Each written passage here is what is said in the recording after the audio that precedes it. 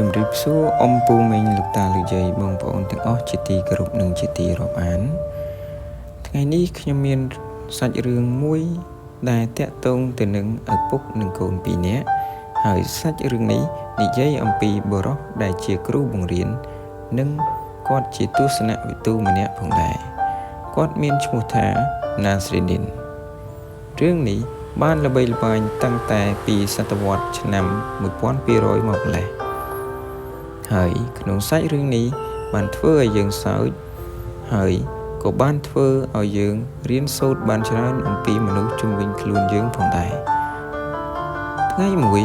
ឪពុកដែលមានឈ្មោះថាណាស្រីឌីននោះចង់យកកូនប្រុសតូចរបស់គាត់ចូលទៅលេងនៅក្នុងទីក្រុងបន្ទាប់មកបុរសដែលជាឪពុក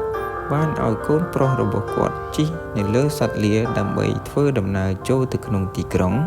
ហើយគាត់នឹងដើរនៅក្បែរកូនប្រុសរបស់គាត់ដើរមិនយូរប៉ុន្មានណាស្រីឌីននិងកូនប្រុសរបស់គាត់បានជួបមនុស្សមួយចំនួននៅលើដងផ្លូវហើយមនុស្សម្នាសម្លឹងមើលទៅប្រុសដែលនៅលើសត្វលានោះមានការមិនពេញចិត្តហើយមានបុរសម្នាក់បាននិយាយថាក្មេងម្នាក់នេះមានសុខភាពល្អជាងឪពុករបស់គេតែគេបែរជាជិះទៅលើសត្វលាទៅវិញហើយឲ្យឪពុកដើរតាមក្រោយទៅវិញនៅពេលនោះបុរសដែលជាកូនបានឮហើយមានបុរសម្នាក់បាននិយាយថាមើលចុះក្មេងកំសត់នោះបែរជាដើរហើយឪពុករបស់គេបែរជាអ្នកជិះសត្វលាទៅវិញបន្ទាប់ពីក្រុមមនុស្សទាំងនោះបានដើរចេញផុតទៅឪពុកបានប្រាប់ទៅកូនប្រុសរបស់គាត់ថា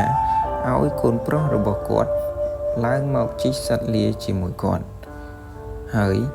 គាត់រំពឹងថានឹងគ្មាននរណាម្នាក់រីកកូនគាត់ទៀតទេប៉ុន្តែមិនយូរប៉ុន្មានពួកគេ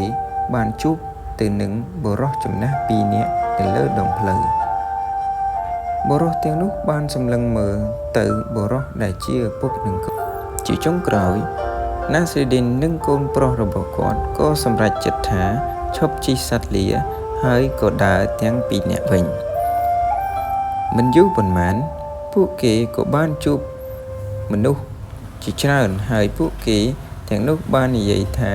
ឪពុកនិងកូនទាំងពីរនាក់នេះល្ងងណាស់មានសត្វលាហើយបែរជាមិនជិះទៅវិញ